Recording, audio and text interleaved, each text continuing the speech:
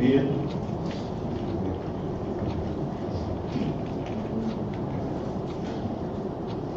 Irmãos, é com alegria que eu, mais uma vez, atendo o convite para pregar a palavra de Deus para vocês. A mensagem dessa manhã vai ser no livro de Abacuque, do profeta Abacuque. E nós vamos ter uma leitura um pouco mais longa, nós vamos ler todo o livro, para que possamos entender bem a mensagem do profeta Abacuque.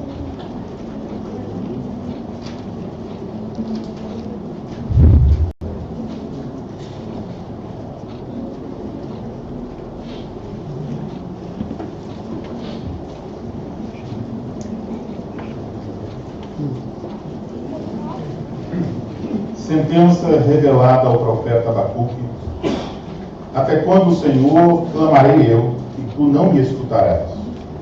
Gritar-te-ei violência, e não salvarás? Por que me mostras a iniquidade e me fazes ver a opressão? Pois a destruição e a violência estão diante de mim, há contendas e o litígio se suscita. Por esta causa a lei se afrouxa e a justiça nunca se manifesta. Porque o perverso cerca o justo, a justiça é torcida. Vede entre as nações, olhai, maravilhai-vos e desvanecei, porque realizo em vossos dias obra tal, que vós não crereis quando vos for contada. Pois eis que suscito os caldeus, nação amarga e impetuosa, que marcham pela largura da terra, para apoderar-se de moradas que não são suas. Eles são pavorosos e terríveis e criam eles mesmos o seu direito e a sua dignidade. Os seus cavalos são mais ligeiros do que os leopardos, mais ferozes do que os lobos ao anoitecer. São os seus cavaleiros, que se espalham por toda parte. Sim, os seus cavaleiros chegam de longe, voam como águia que se precipita a devorar. Eles todos vêm para fazer violência. O seu rosto suspira por seguir avante. Eles reúnem os cativos como areia. Eles escarnecem dos reis. Os príncipes são objeto do seu riso. Riem-se de todas as fortalezas, porque amontoando terra as tomam. Então passam como passa o vento e seguem. Fazem-se culpados estes cujo poder é o seu Deus. Não és tu, desde a eternidade, ó Senhor, meu Deus, ó meu santo? Não morreremos. O Senhor, ó Senhor, para executar juízo, puseste aquele povo, tu, ó rocha, o fundaste para servir de disciplina. Tu és tão puro de olhos que não podes ver o mal, e a opressão não podes contemplar. Por que, pois, toleras os que procedem perfidamente e te calas quando o perverso devora aquele que é mais justo do que ele? Por que fazes os homens como os peixes do mar, como os répteis, que não têm quem os governe? A todos levanta o inimigo com um anzol, pesca-os de arrastão e os ajunta na sua rede varredora. Por isso ele se alegra e se regozija. Por isso oferece sacrifício à sua rede e queima incenso à sua varredora. Porque por elas enriqueceu a sua porção e tem a gordura a sua comida. Acaso continuará por isso, esvaziando a sua rede e matando sem piedade os povos? Por-me-ei na minha torre de vigia, colocar-me-ei sobre a fortaleza e vigiarei para ver o que Deus me dirá, que resposta eu terei à minha queixa. O Senhor me respondeu e disse: escreve a visão, grava-a sobre tábuas, para que a possa ler até quem passa correndo. Porque a visão ainda está para cumprir-se no tempo determinado, mas se apressa para o fim e não falhará.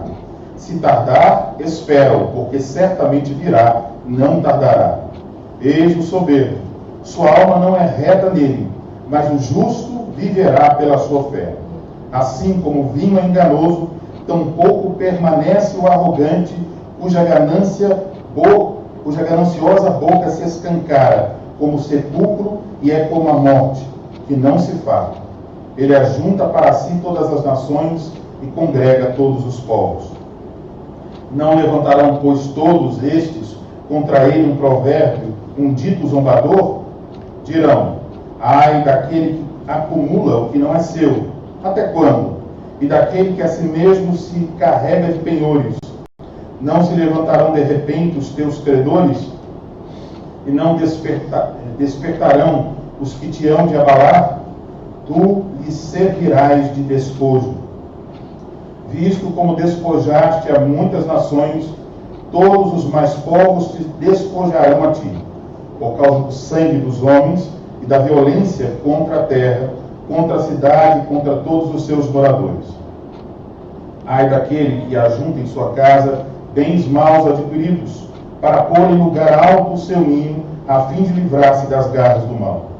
Vergonha maquinaste para a tua casa. Destruindo tu a muitos povos, pecaste contra a tua alma, porque a pedra clamará da parede, e a trave lhe responderá do madeiramento. Ai daquele que edifica a cidade com sangue e a fundamenta com iniquidade. Não vem do Senhor dos Exércitos que as nações labutem para o fogo e os povos se fatiguem em vão? Pois a terra se encherá do conhecimento da glória do Senhor, como as águas cobrem o mar. Ai daquele que dá de beber ao seu companheiro, misturando a bebida ao seu furor, e que o embebeda para lhe contemplar as vergonhas. Serás farto de opróbrio em vez de honra. Bebe tu também e exibe a tua incircuncisão. Chegará a tua vez de tomares o cálice da mão direita do Senhor, e ignomínia cairá sobre a tua glória. Porque a violência contra o Líbano te cobrirá, e a destruição que fizeste dos animais ferozes te assombrará, por causa do sangue dos homens e da violência contra a terra, contra a cidade e contra todos os seus moradores. Que aproveita o ídolo, visto que o seu artífice o esculpiu? E a imagem de fundição, mestra de mentiras, para que o artífice confie na obra, fazendo ídolos mudos. Ai daquele que diz à madeira: acorda, e a pedra muda: desperta. Pode o ídolo ensinar? Eis que está coberto de ouro e de prata, mas no seu interior não há fôlego nenhum. O Senhor, porém, está no seu santo templo. Cale-se diante dele toda a terra. Oração do profeta Abacuque sob a forma de canto. Tenho ouvido, ó Senhor, as tuas declarações e me sinto alarmado. Aviva a tua obra, ó Senhor, no decorrer dos anos, e no decurso dos anos faze-a conhecida. Na tua ira lembra-te da misericórdia. Deus vem de Temã, e do monte Parã vem o santo. A sua glória cobre os céus, e a terra se enche do seu louvor. O seu resplendor é como a luz, raios brilham da sua mão. E ali está velado o seu poder. Adiante dele vai a peste, e a pestilência segue os seus passos. Ele para e faz tremer a terra. Olha e sacode as nações. Esmigalham-se os montes primitivos. Os outeiros eternos se abatem. Os caminhos de Deus são eternos. Vejo as tendas de Cusã em aflição. Os acampamentos da terra de Midian tremem. Acaso é contra os rios, Senhor, que estás irado? É contra os ribeiros a tua ira, ou contra o mar o teu furor, já que andas montado nos teus cavalos, nos teus carros de vitória? Tiras a descoberto o teu arco, e farta está a tua aljava de flechas. Tu fendes a terra com rios. Os montes te veem e se contorcem. Passam torrentes de água. As profundezas do mar fazem ouvir a sua voz e levantam bem alto as suas mãos.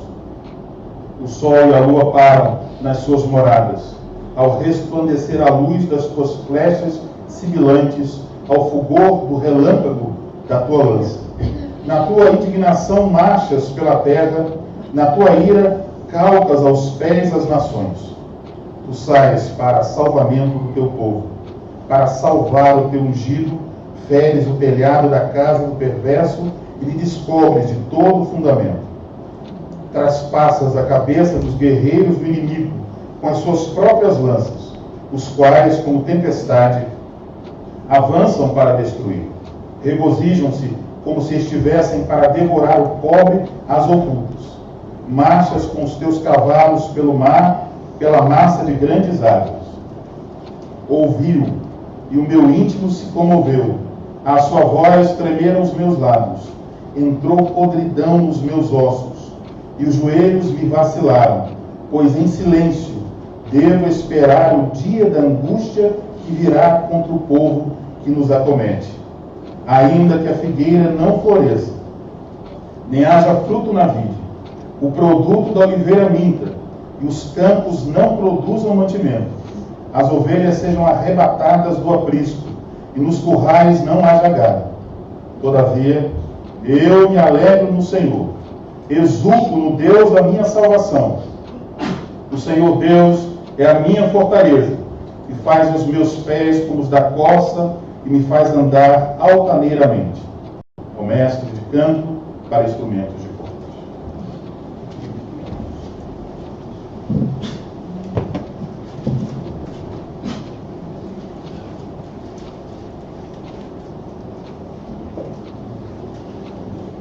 Vamos orar mais uma vez, irmãos. O Senhor, nosso Deus, nosso Pai bendito e eterno, nós te somos gratos por essa manhã, por esse privilégio tão maravilhoso, como teu povo, nos reunirmos em nome de Cristo para te adorarmos. E agora, Senhor, temos também o privilégio neste culto de ouvir a pregação da tua palavra. Pedimos que nos ajude, que abra nosso entendimento, que nos capacite para ouvir com toda atenção e entender a tua palavra. Ajuda-me para expor com fidelidade, sabedoria, no poder do teu Espírito Santo. Que o resultado final seja a glória do teu santo nome. Que tu nos ajude para que a tua palavra chegue ao nosso coração. Possamos, entendendo a tua palavra, Senhor, guardá-la para viver para a tua glória. Nós rogamos essas coisas. Em nome santo de Jesus, teu Filho. Amém.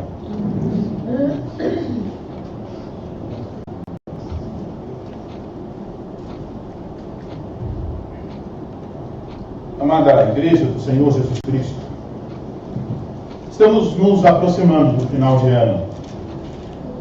Logo vai chegar um novo ano, 2015. Quando chega lá no final do ano, aquele momento de transição, em geral tende a suscitar alguma ansiedade, preocupação, dúvida e até medo. Por isso, no fim do ano, o mundo recorre a vários artifícios. Por exemplo, consultar algumas pessoas sobre o futuro, ou também realizar algum tipo de superstição. Mas e nós, o povo do Senhor, como nós devemos reagir diante da expectativa de alguma mudança? Por exemplo, temos agora a possibilidade de mudança no governo, e temos um ano que está chegando, e tantas coisas estão adiante de nós. Como nós devemos esperar pelo futuro? Eu creio que o livro do profeta Abacuque nos ajuda a entender isso. Ainda mais porque a profecia de Abacuque não é uma profecia, em primeiro lugar, dirigida ao povo, mas é, no final das contas, a resposta de Deus a inquietações muito pessoais do profeta Abacuque. Então, lendo o livro, como nós acabamos de fazê-lo, percebemos que o livro tem 3 capítulos, e nos capítulos 1 e 2, nós temos as queixas do profeta, e temos a resposta de Deus a essas queixas. E, finalmente, no capítulo 3, nós temos uma oração em forma de cântico, que exalta a soberania de Deus e mostra a submissão do profeta a essa soberania. Eu creio que esta é a visão que nós precisamos ter, não só quando o fim do ano se aproxima, mas, na verdade, essa perspectiva, essa visão, deve nos acompanhar durante todo o ano. Qual visão? De que Deus é soberano, portanto, nós devemos viver em submissão, em submissão pela fé à sua vontade.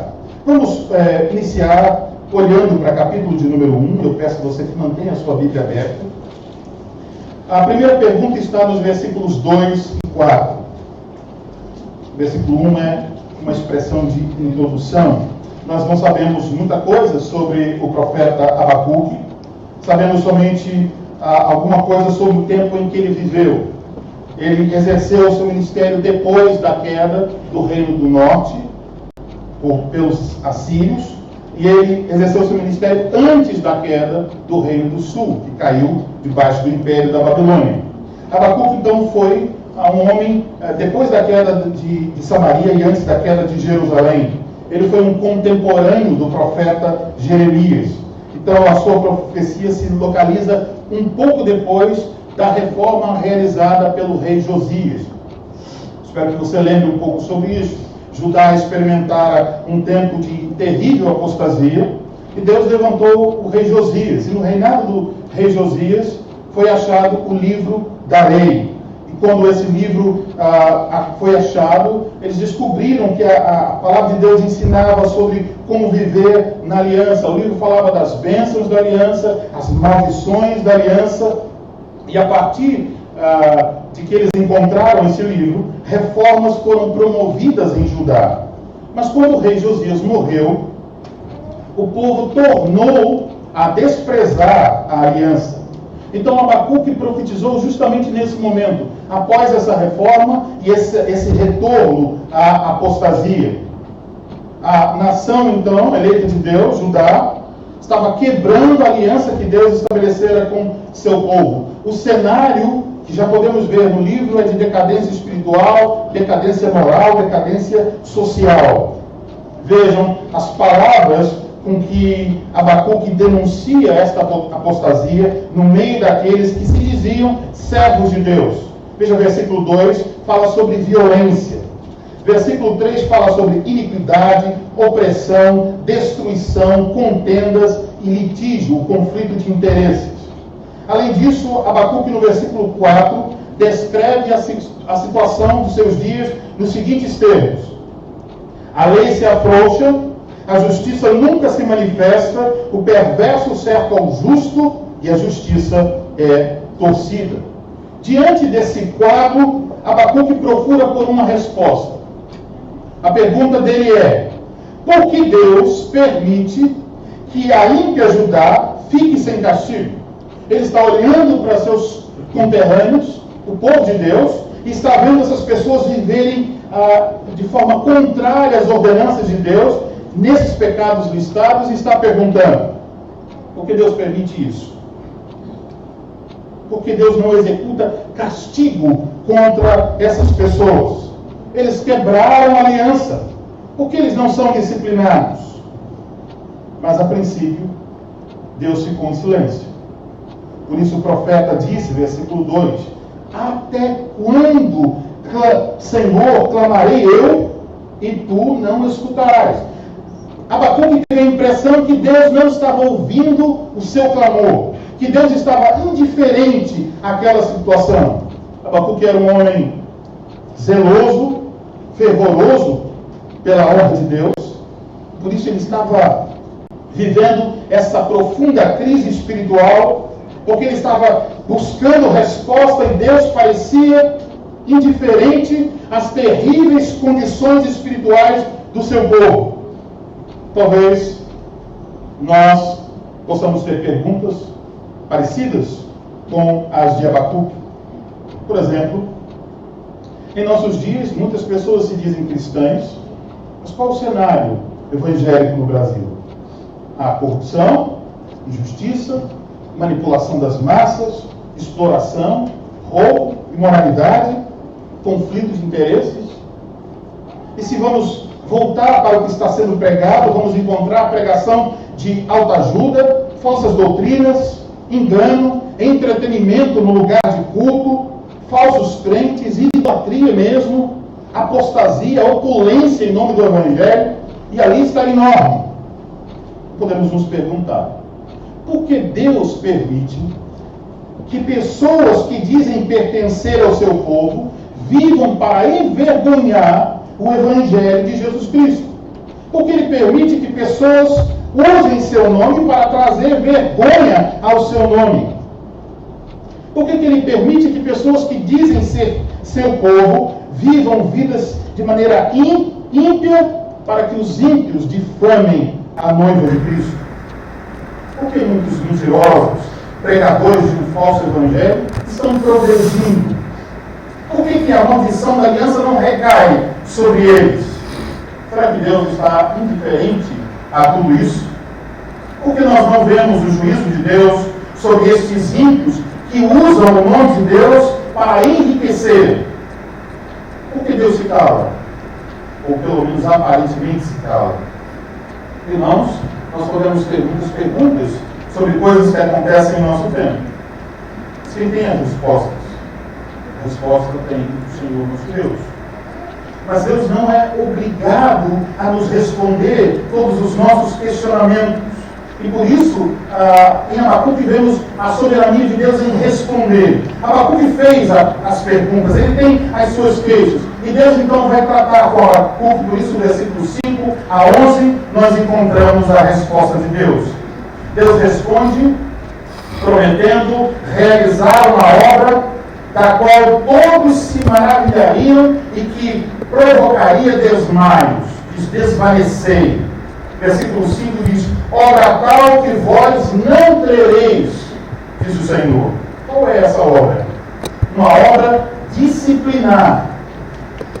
Deus então promete que vai levantar, vai suscitar os caldeus, nação babilônica, como um instrumento para trazer juízo sobre Judá. Notem, Abacuque orou por justiça. E aí está a justiça de Deus. A Babilônia seria a vara de Deus para punir Judá em seus pecados. Vejam como Deus descreve a Babilônia, versículo 6. Nação amarga e impetuosa. E depois diz que se apodera de moradas que não são suas. E vejam como os babilônicos são descritos no versículo 7. Pavorosos e terríveis. São descritos como homens que criam suas próprias leis. E versículo 8 descreve o poderio militar dos caldeus. Eles são como águia que se precipita a devorar. E aí então diz que os babilônicos viriam para fazer violência. Eles iam seguir adiante. Eles haveriam de reunir os cativos como areia. Versículo de número 9. E versículo de número 10 diz que os caldeus olhavam então para os seus inimigos com menosprezo. Diz, eles escarnecem dos reis, os príncipes são objetos do seu riso. E finalmente diz que o versículo 11, que o poder era o seu Deus. Isso quer dizer que eles confiavam em seu poderio militar, em suas estratégias, em seu número. Portanto, em resumo, a resposta de Deus para Abacuque é a seguinte: eu vou usar uma nação ímpia para trazer juízo sobre a impiedade do meu povo. Obviamente, essa não é a resposta que Abacuque esperava. Mas era a resposta de Deus. Deus estava reafirmando Abacuque: Abacuque, eu sou soberano. Eu ajo como eu desejo agir. Isso nos lembra que as respostas de Deus não podem ser manipuladas, como imaginam alguns.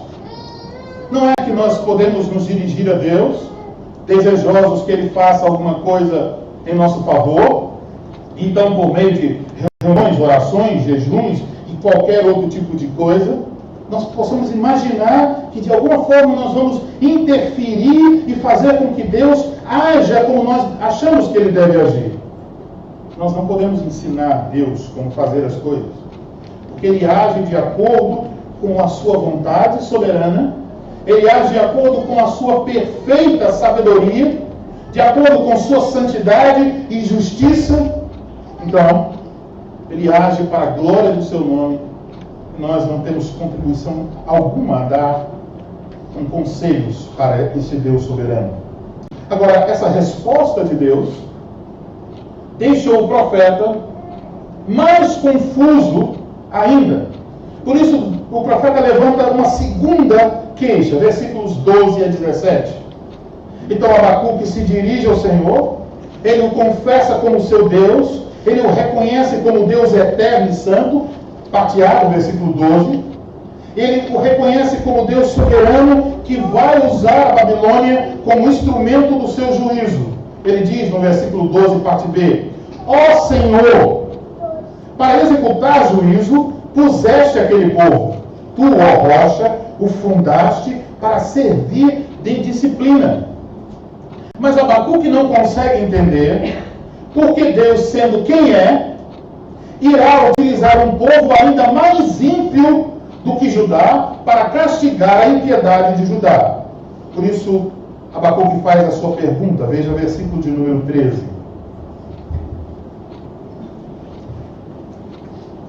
Tu és tão puro de olhos que não podes ver o mal e a opressão, não podes contemplar. Porque, pois, toleras os que procedem perfidamente e te calas quando o perverso devora aquele que é mais justo do que ele? Eis a pergunta: como um Deus santo pode pode se identificar com este tipo de nação ímpia, a Babilônia, e usar essa nação ímpia para disciplinar o seu povo? Como um Deus santo pode fazer isso? Isso é a queixa de Abacuque.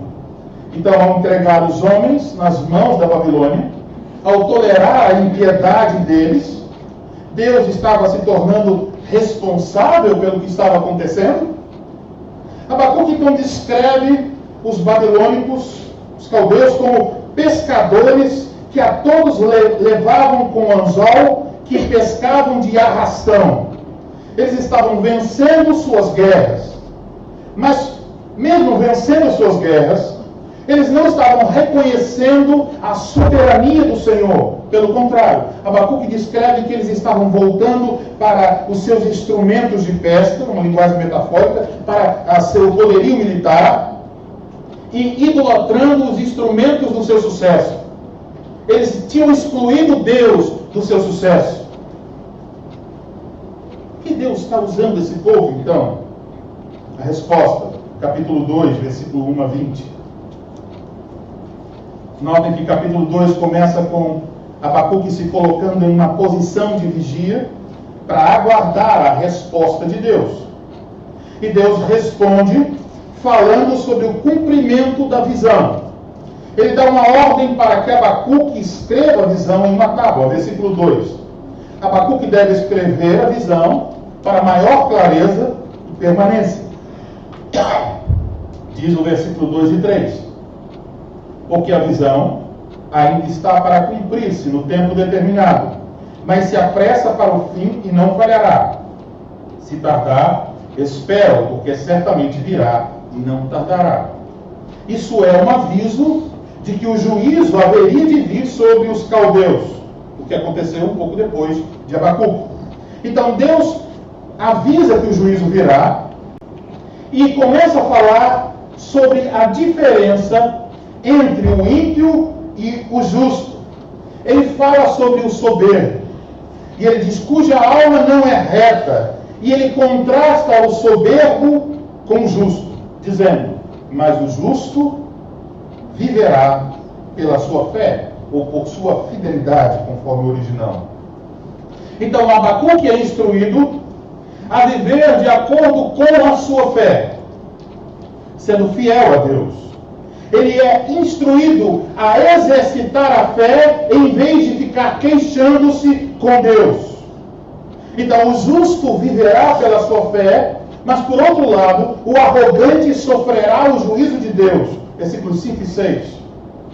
Deus então está colocando e fazendo distinção entre justos e ímpios. Ele está respondendo a queixa, como Deus pode usar uma nação ímpia para castigar o seu povo. Então, Deus fala agora com Abacuque que vai trazer juízo sobre os caldeus. Versículos 6 até o 20 descreve esse juízo. Tem aí, nesse texto, 5 ais, 5 pronunciamentos de juízo. Versículos 6 a 8. O primeiro: o juízo por causa da ambição. Diz: ai daquele que acumula o que não é seu.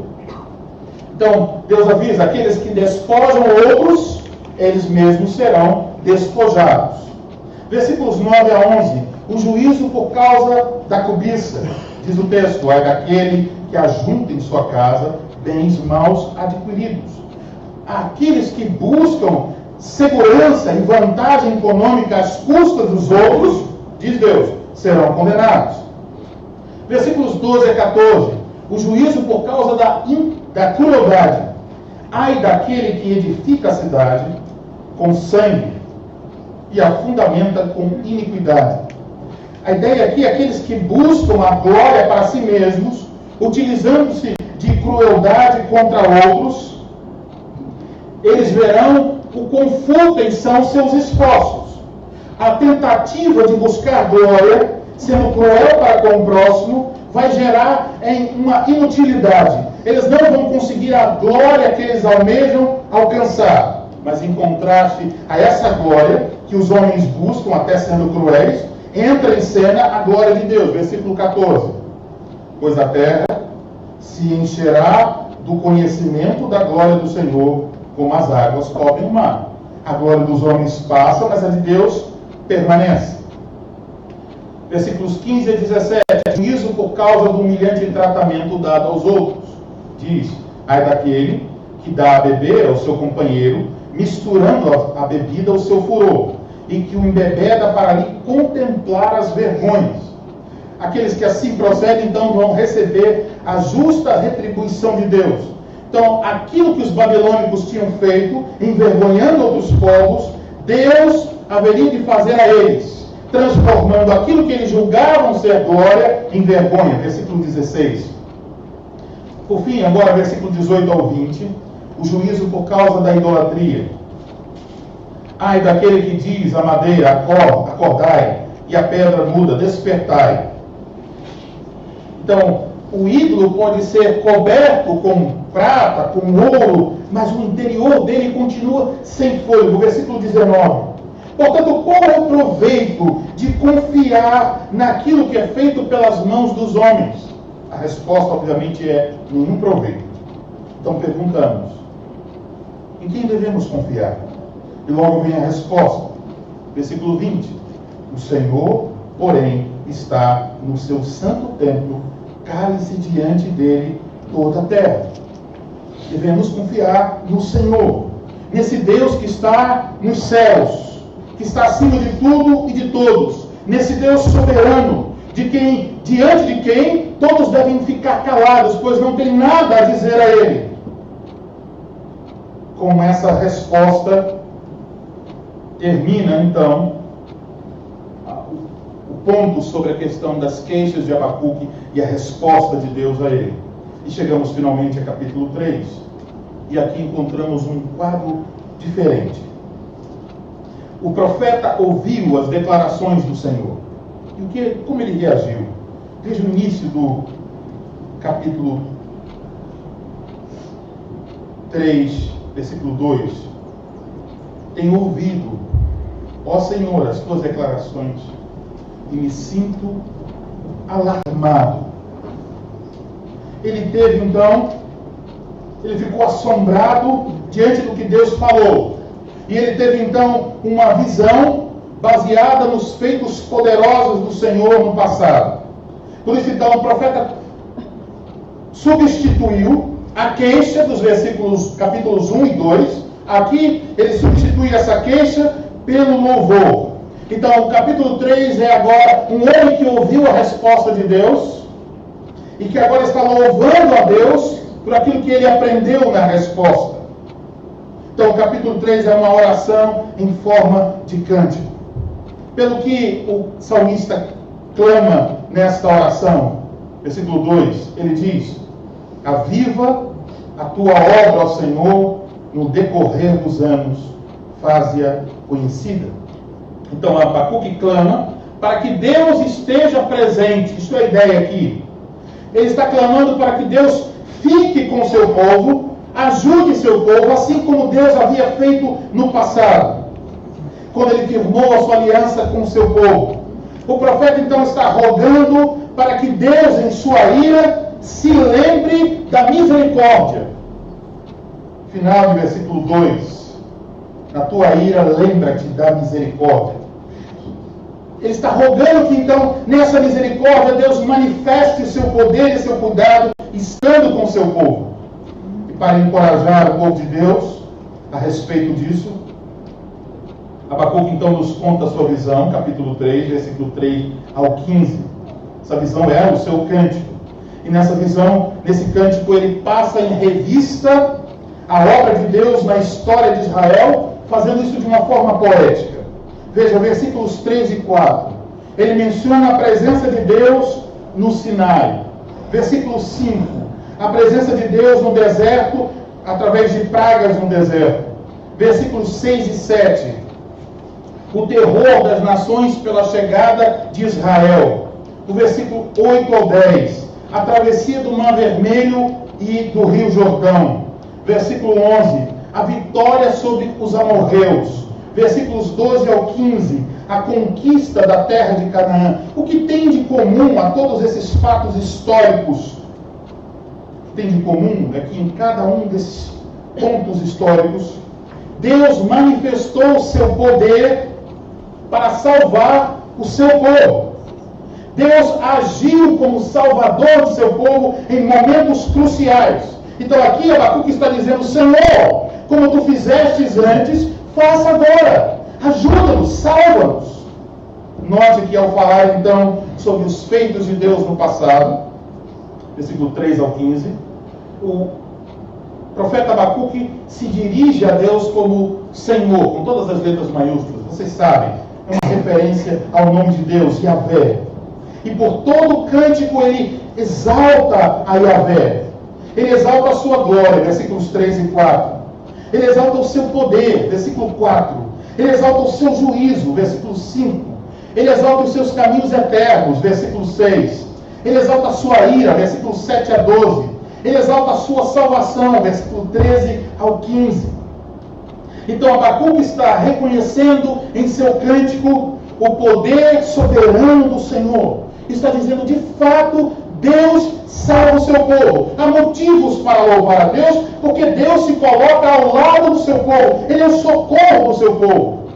Quando Abacuque começa a cantar sobre os feitos de Deus e sobre a glória de Deus, qual é o efeito disso no profeta? Ele diz que experimentou um efeito físico. Versículo 16. Quando ele ouviu a Deus, o que aconteceu? Ouviu e o meu íntimo se comoveu. A sua voz tremeram os meus lábios. Entrou podridão nos meus ossos. E os joelhos me vacilaram. Pois em silêncio devo esperar o dia da angústia que virá contra o povo que nos acomete. O profeta então experimentou em seu próprio corpo fraqueza. E ele percebeu a sua insignificância e a grandeza de Deus. E ele descobriu uma coisa: que ele deveria esperar em silêncio o dia da angústia. Deus haveria de punir os caldeus. E ele deveria guardar esse dia, não com queixas, mas com louvor em seus lábios. Portanto, agora, ele não se queixa, mas submete-se à vontade do Senhor. Se fôssemos retratar isso de forma visível, teríamos que colocar no início do livro do profeta Abacuque um homem olhando para o céu e perguntando por quê? Mas agora, quando chegamos ao capítulo 3, nós temos um homem no chão, prostrado diante da glória do Senhor, como que dizendo: eu não sei porquê, mas sei quem és tu. Glória ao teu santo nome. Eu me submeto à tua santa vontade. É uma mudança radical. Não temos alguém queixando-se, mas alguém que não entende ainda, mas está louvando ao Senhor, reconhecendo que Deus é soberano. Por isso, lemos em nosso texto, final do capítulo 3, o profeta não está ciente dos detalhes que viriam a acontecer, mas ele estava pronto a viver pela fé. E por isso ele repete a expressão, ainda que venha o que vier. Ele diz, todavia, eu me alegro no Senhor, exulto no Deus da minha salvação. Versículo 18. Então, tendo em vista as manifestações passadas de salvamento. O profeta diz que vai permanecer firme, que mesmo no meio das maiores provações, ele agora pode encontrar alegria em Deus. Deus havia indicado o caminho a Abacuque. E qual é o caminho? O justo viverá pela sua fé. Abacuque agora está confessando essa fé. Versículo 19. O Senhor Deus é a minha fortaleza, e faz os meus pés como os da corça, e me faz andar altaneiramente. Amados irmãos, notem que o livro começou então com interrogações e termina com exclamações. O livro começou com queixas, mas agora termina com louvor. Por que isso aconteceu? Porque Deus ensinou a Abacuque a maneira certa de lidar com sua providência. A maneira certa de lidar com as nossas dúvidas sobre o futuro e sobre as coisas que acontecem ao nosso redor. Como devemos fazer? Permitam-me colocar 2 pontos para aplicação. Primeiro, nós precisamos reconhecer a soberania de Deus. Talvez você tenha perguntas, dúvidas, talvez até queixas. Talvez haja certas coisas que você não consegue entender de jeito nenhum. Não consegue conciliar essas coisas da providência em sua mente. Pode ser que você se pergunte: por que isso está acontecendo comigo? Por que aquilo aconteceu com fulano? Talvez seu coração, muitas vezes, esteja ansioso, com medo. Medo do presente, medo do futuro. Talvez alguma mãe diga: o que vai ser do meu filho nesta situação? Talvez alguém esteja hoje com o coração inquieto para resolver um grande problema amanhã e se perguntando: como eu vou resolver aquela situação? Talvez alguém possa dizer: eu estou vivendo um momento em que estou sofrendo injustiça. E diante de quadros difíceis, não é de duvidar que talvez alguns de nós possam estar com a impressão de que Deus não está ouvindo, porque Ele está calado. Não há um agir, não há um livramento, não há um socorro. A situação não passa, a angústia aumenta.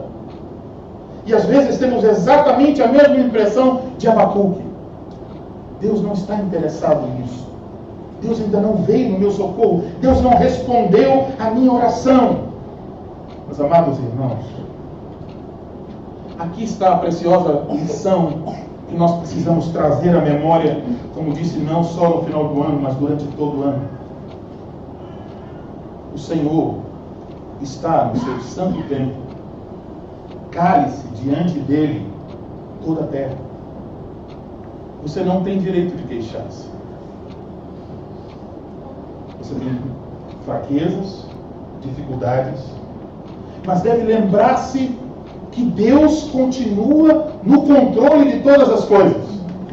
Ele esteve no controle de janeiro até outubro de 2014. Ele vai continuar até o fim do ano. E certamente quando o relógio marcar os primeiros segundos de 2015, Deus estará ainda assentado em seu trono. E mesmo quando não houver mais tempo, Deus continuará assentado para todos sempre em seu trono eterno. Seja quem for que se torne presidente do Brasil, venha alguma doença se espalhar a nível mundial ou não, aconteçam catástrofes terríveis ou não, levante-se uma guerra de proporções mundiais ou não, o que aconteça, Deus está governando o mundo. Portanto, quando você estiver com dúvidas, quando se sentir inseguro, quando a ansiedade e o medo assaltarem sua alma, diga a si mesmo: o meu Deus, o Deus que me salvou em Cristo Jesus e me fez pertencer a Ele, é o Deus soberano. O Deus soberano que revelou-se a Abacuque, que revelou-se ao seu povo no decorrer da história. E tendo dito isso, reconhecendo a soberania de Deus, Lembre-se que os acontecimentos da história não são determinados por um destino cego, mas por esse Deus justo, santo, bom, sábio, soberano. Então, se você contempla a injustiça, saiba, no tempo certo, Deus trará a juízo toda a injustiça. Lembre-se que no tempo certo todos os ímpios cairão. Portanto, alinhe seu coração com essa preciosa verdade. Deus é soberano. Mas não só anime. Viva pela fé. Isso é o segundo ponto da aplicação. Os caminhos de Deus são inescrutáveis. Deus não nos dá todas as respostas, mas Ele nos diz como nós devemos viver. E essa é a resposta de Deus. O justo viverá pela sua fé. Em verdade, essa verdade preciosa foi utilizada pelo apóstolo Paulo como um texto fundamental da proclamação do Evangelho. Romanos, Gálatas, Hebreus também. Isso significa então que o justo não é como o soberbo. Qual a diferença? O soberbo confia em si mesmo, mas o justo é alguém que depende inteiramente de Deus. Isto é viver pela fé, é confiar inteiramente em Deus. Por isso, lembre-se, em todos os assuntos, só há esse caminho, viver pela fé. Se estamos falando da salvação, você não pode salvar a si mesmo.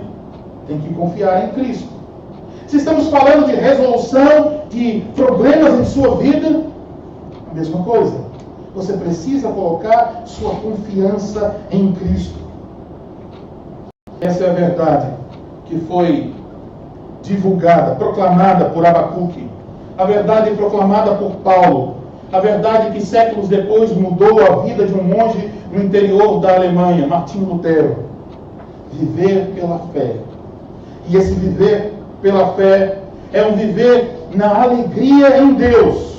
A certeza de que Deus é fiel e Ele vai cumprir suas promessas. É alegrar-se mesmo quando o quadro ao seu redor não parece muito bom. É alegrar-se porque você tem um bem mais precioso.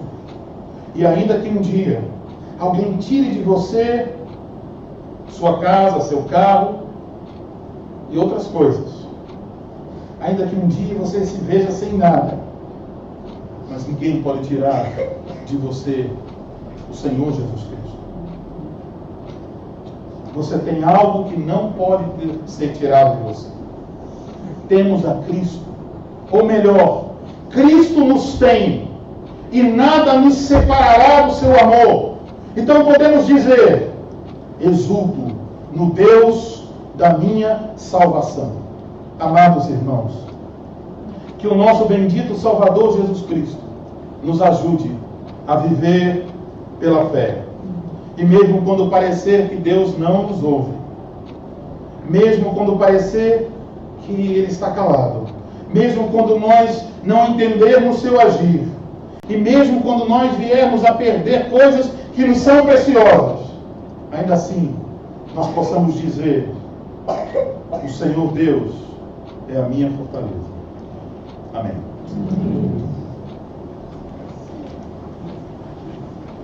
Vamos orar ao Senhor mais uma vez.